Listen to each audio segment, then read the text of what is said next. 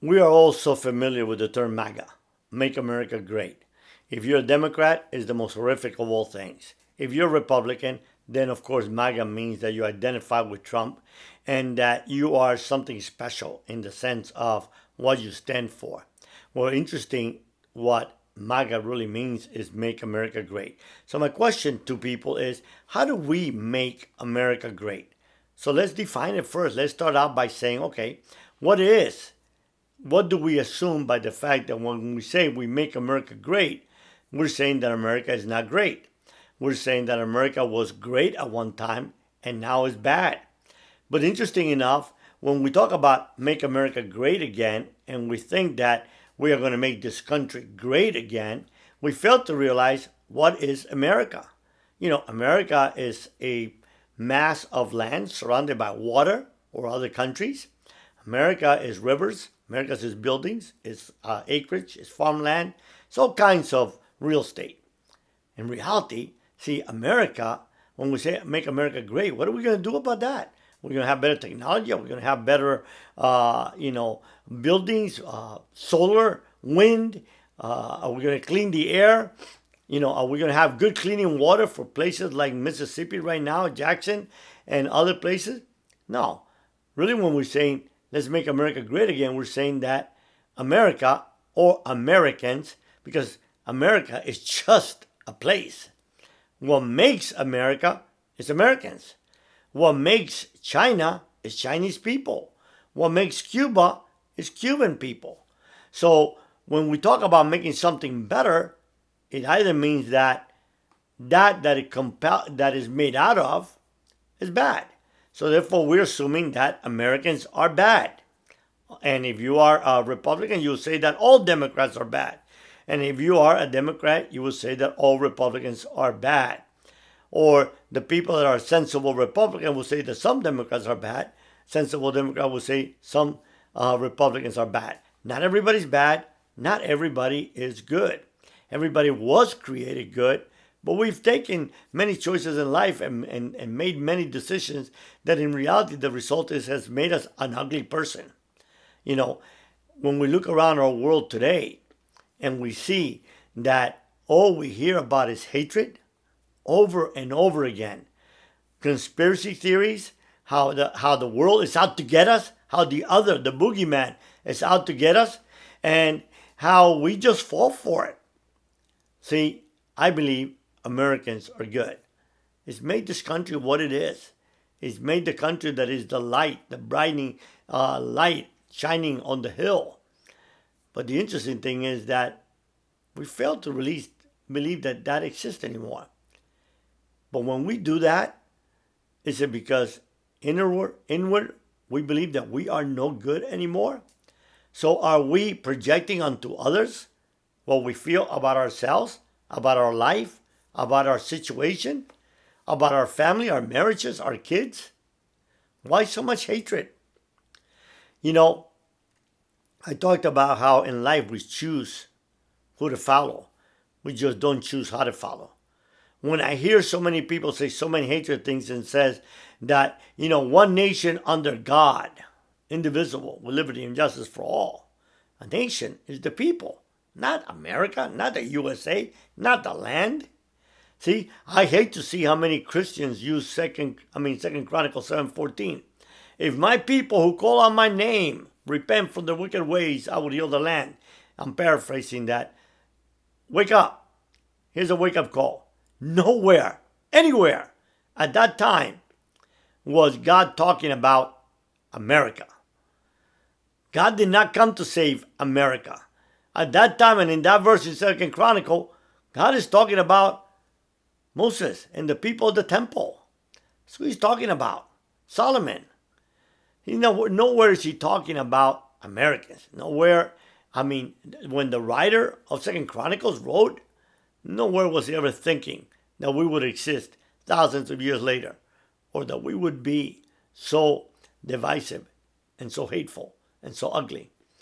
So therefore, those of us that call ourselves Christians and use that verse to talk about America, we need to forget about that.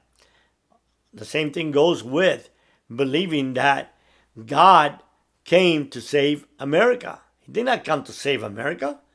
God really came to save Americans, Chinese, Cubans, Democrats, Republicans. See, his love, he came to save us all. And when we think that we get political and it's all about winning, and when we don't win, we don't accept the fact that we lost. How could we lose? Had to be fixed. Apparently, many people that say that this election was rigged have no clue, have never ever paid anybody off, have never been involved in bribery, have never been involved in the levels of which I can tell you I was in the Medellin cartel. See, when you talk about fixing something, fixing an outcome, the question is, who's supplying all the money to fix that outcome? How then are we going to make sure that we recruit the right amount of people that will not testify? If January 6th taught us anything, or if we look around anywhere or we know anything about the justice system, we know that a great percentage of the people, the minute they get arrested, they tell. Here's a wake-up call. I think at one time I heard that the FBI and the DEA and all law enforcement only solves about 10% of the cases strictly based upon investigative effort. In reality, most of it is solved that their investigation is aided by witnesses, by people who decide they're going to snitch. See, the times in 1979 when I went to prison and didn't talk and was willing to be tortured doesn't exist anymore. The minute that somebody gets caught and thinks that they're going to go to jail, the minute they start talking. And I'm not talking about everyone, but I am talking about a majority. I lived with them. I saw them. I saw assassins turn snitch. I saw tough people become wimps. So when they tell me you're going to fix a nationwide election, if you got any common sense at all, ask yourself, who came up with all the money? And then how did they recruit the people that were going to be part of that? How did they get paid those people? How did they make sure that those people didn't spend the money because the FBI is going to trace it? And they're going to catch them. Or a neighbor is going to see them buy a new car knowing they ain't got no money. Or live in a little neighborhood. How does this whole web, if you listen to Chuck Colson when they asked him about was things rigged or was there a conspiracy to bring down President Nixon, he said, 12 of the most powerful people in the world, knowing we were going to go to jail, couldn't keep a secret for a month. Ain't that something? So how are you going to get all those little people to keep a secret, and a secret where they were part of fixing the outcome of the presidential election of the United States? If you want to believe that, you believe in fairy tales. Now, I'm not insulting anyone. I'm just telling you because I was involved in bribing people. I know how it works. Do you? Do you? Or do you just believe what some clown on TV tells you? That all he's doing or she's doing is making money off of you. Making money of getting you angry. Because angry people are stick to television, to news, to computers. The more angry you get, the angrier you respond, and the longer you get engaged, and the more money you will give. So, but that's another subject. What we really need to realize is for us that call ourselves Christians, that want to make America great again, let's start by making ourselves great again. Let's start by, if we choose to follow Jesus, as some people say they did, call themselves Christian. This is a godly nation. We are Christian. I'm following my Christian beliefs. Well, if you are, then your Christian belief will tell you that you don't choose a follower, so you chose Jesus, you just don't get to follow him the way you want to follow him. You don't get to choose, say, I am pro-life and pro the death sentence. Now, that ain't what Jesus said. Jesus said, love one another as I have loved you. Love by one another as I have loved you. Think about that. How did he love us? Where he lay on the cross and gave his life for us. Jesus coming to the world today, I'm pretty sure he would not be allowed in many, many churches. He would probably be kicked out. Because see, in today's world, a lot of them call themselves Christians. They're not Christians. It's a label that sounds good, but two things don't go together. Christianity and hatefulness. See, Christianity equals love. Love equals Christianity. I don't mean that love equals Christianity, but those that call themselves Christians are defined by love. You know, by this they will know you are my disciple, that you loved one another. It is that freaking simple. The problem is that most people never read the Bible.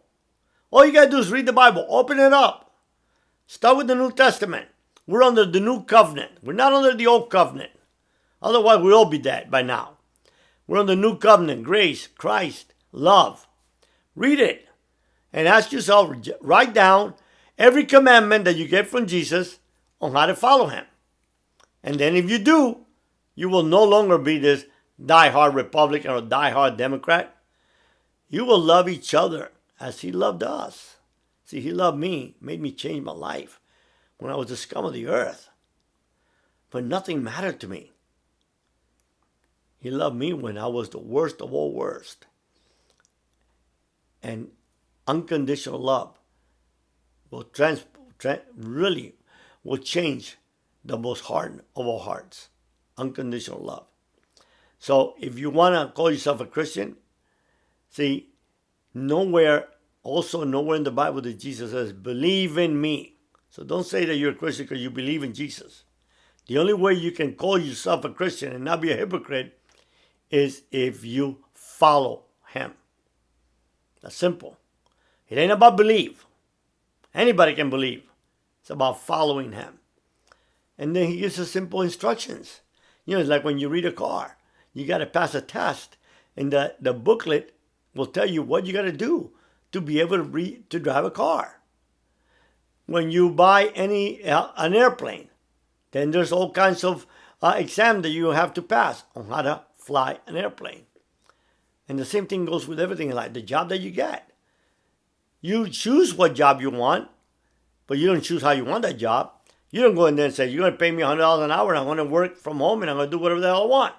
No, they're going to tell you what to do, what you can and can't do, how much you're going to get paid and not get paid, and then you will decide whether you decide to take the job or not. So if you choose to take the job, you don't choose how you take the job, you choose to take the job and do what the job tells you.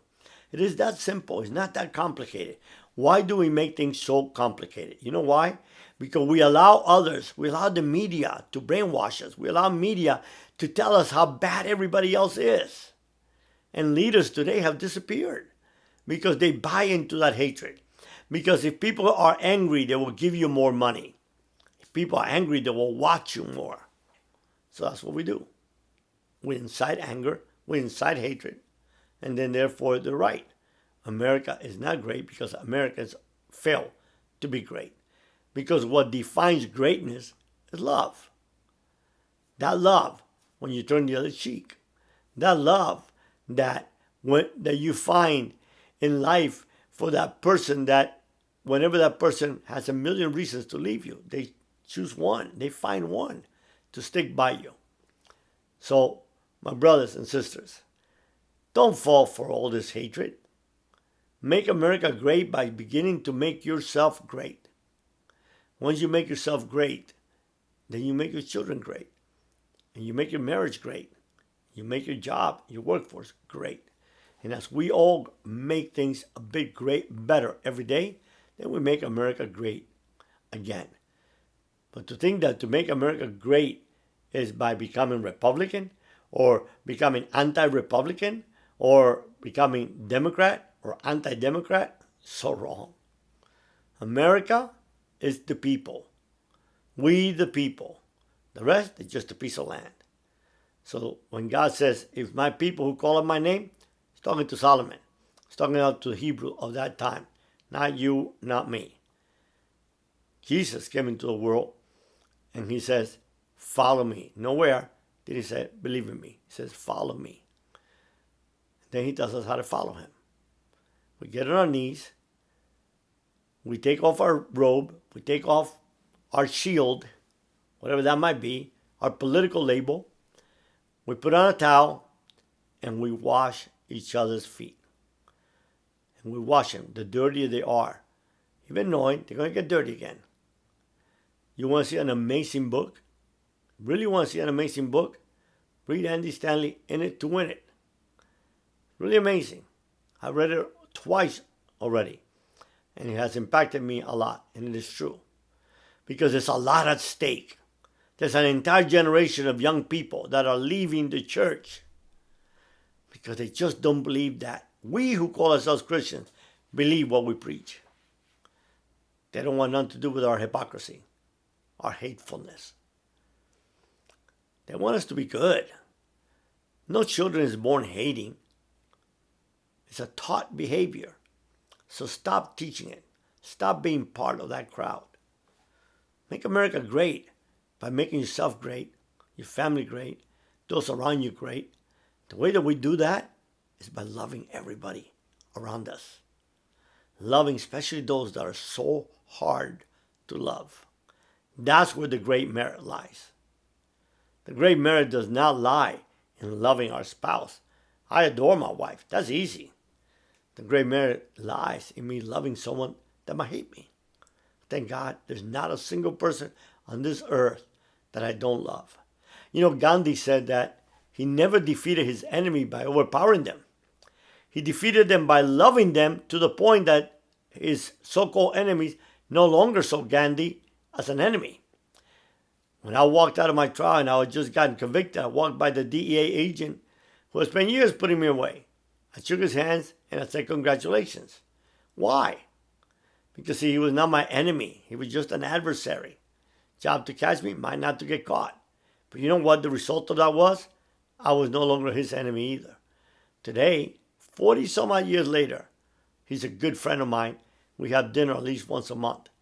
So, even those that you think that you can't love, yeah, you can. It's just that you choose not to love. So it's easy. It's a choice. Not an emotion. It's a choice. We either choose to love or we don't. We choose to love or we choose to hate. By hating others, we're never going to win anything. Trust me, I saw it in the Medellin drug cartel. You can be the most powerful organization in the world. You can follow the most powerful leader in the world. He or she will die. You will die. But the impact of your actions in this life will have consequences for many, many years to come, starting with your innocent children, starting with your family, starting with those around you. Don't teach your children to hate because you turn on a television channel that is all about hating the other party. Listen, first thing you need to tell your children, what I tell mine. No single president, Democrat or Republican, has ever or will ever do anything for you. If it's going to be up to you, it's going to be up to you. If you're going to make it, you're going to have to work your rear end off to make it. And you have to treat people right. So that when the pages of history are written, will history remember your name? Trust me, history will never remember anyone who's hateful, ugly, disdainful. History remembers those who made a difference in the life of others. So go on, change the world, be different. God will bless you for it. Be blessed.